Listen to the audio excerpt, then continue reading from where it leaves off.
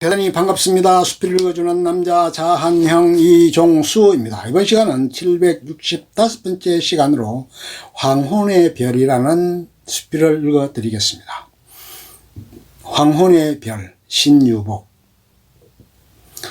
공무원 퇴직 후 준비를 별로 하지 않은 채 정년을 맞이했던 것이 바로 그제 같은데 벌써 10년이 넘었다. 처음엔 출퇴근 없는 생활이 갑자기 사라져 허전하기도 했으나 시간이 지남에 따라 차츰 적응하게 되었다. 퇴직자 동기 모임에 가면 누구는 농사를 지으며 짭짤한 재미를 본다는 사람도 있고, 말이 농사지 고생이 여간 아니라며 될 수 있으면 편하게 노년을 보내겠다는 사람도 있다. 농사지을 땅 한 평 없는 나는 꿀먹은 벙어리처럼 그저 듣기만 할 뿐이다. 농사를 지어본 적이 없어 농사일을 모르기도 하거니와 수십 년간 공무원 생활을 했는데 이제 자유롭게 살고 싶다는 생각 때문이었다. 시골 농촌 출신인 아내는 짜투리 텃밭이라도 있으면 마트에 가서 채소류를 사먹지 않아도 될 텐데 하며 못내 아쉬워한다. 어쨌거나 퇴직 후 무료함을 달리기 위해서 적당한 취미가 있어야 했다. 탁구도 쳐보고 아내와 같이 등산도 다니기도 했다. 기타도 배워보았다.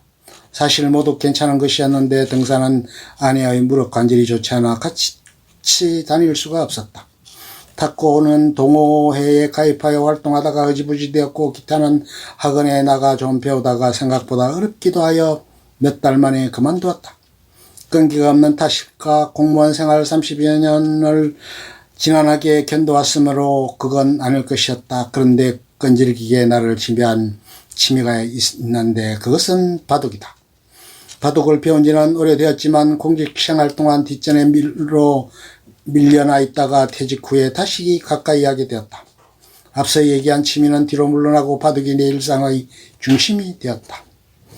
바둑을 흔히 인생에 비유한다. 반상 위의 착점이 미지의 땅에 발을 내딛는 인간의 출생을 의미한다는 거라면 한 수 두 수 도로를 놓아갈 때 아기의 그런 말을 연상한다. 한 판의 바둑이 끝나기까지 온갖 희로애락이 당긴다. 일찍 끝나기도 하고 늦게 끝나기도 한다. 사람이 태어날 땐 순서가 있지만 죽을 땐 순서가 없는 것과 같은 맥락이다. 지금 한 판의 바둑을 비한다면 나는 인생의 어디쯤에 와 있는 걸까? 정년 퇴직한 지 10년이 넘으시더니 인생 종반에 해당할 것이다. 바둑의 큰 재미는 재미가 있다는 것이다.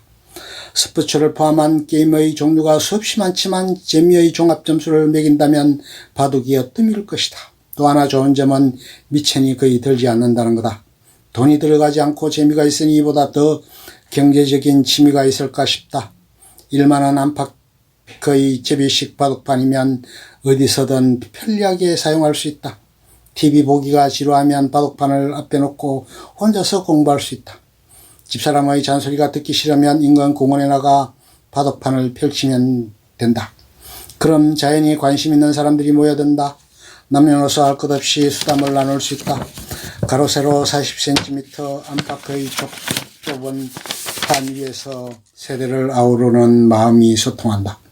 공원엔 노인이 유난히 많다. 나도 노인축에 들어 그들이 예사롭게 보이지 않는다. 마치 황혼의 들녘에서 갈 길을 잃고 헤매는 미아 같다.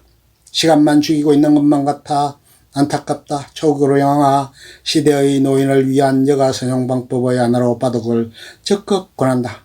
바둑에는 인생의 교훈이 들어있다. 욕심을 내면 화가 미치게 되고 참고 견디면 기회가 온다. 복잡한 머리를 식히려면 바둑이 제격이다. 바둑의 숲에는 정신을 맑게 하는 에너지가 있다. 삶의 고통을 이기지 못해 자살하는 사람들, 그들이 바둑을 알았다면 극단적인 선택은 막을 수 있지 않았을까? 왜냐하면 바둑엔 자살이 없기 때문이다. 자충이란 말은 있지만 자살과 확연히 다르다. 스스로 목숨을 끊는 삶의 마지막 지점 바둑엔 그곳에 발을 디딜 수가 없다. 바둑의 규칙상 스스로 째이는 곳에 돌을 놓을 수 없는 것이다.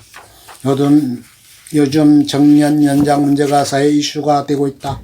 노인과 청년 일자리가 얽힌 것이어서 어렵기만 한데 수담을 나누면서 해법을 찾아보는 것은 어떨까? 바둑은 단순한 취미가 아니라 우리 인생의 삶의 해답을 얻을 수 있는 보물 창고인지 모른다.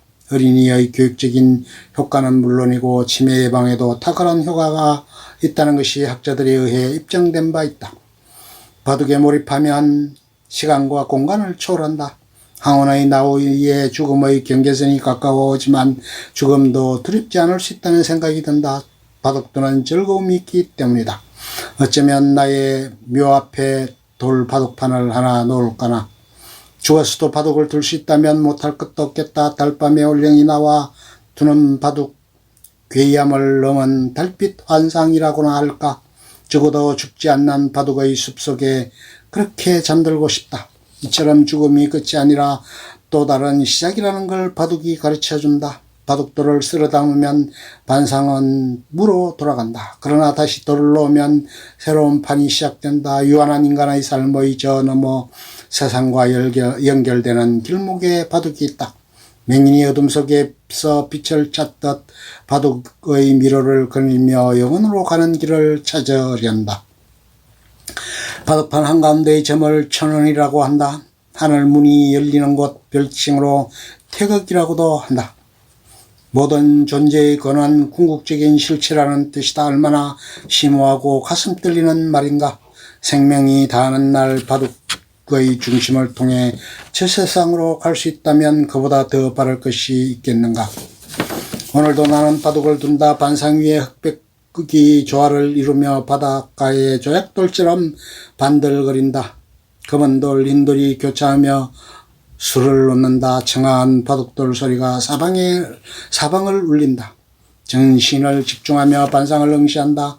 차츰 무아지경에 빠진다. 어느새 바둑과 하나가 된다. 몸이 깃털처럼 가벼워진다.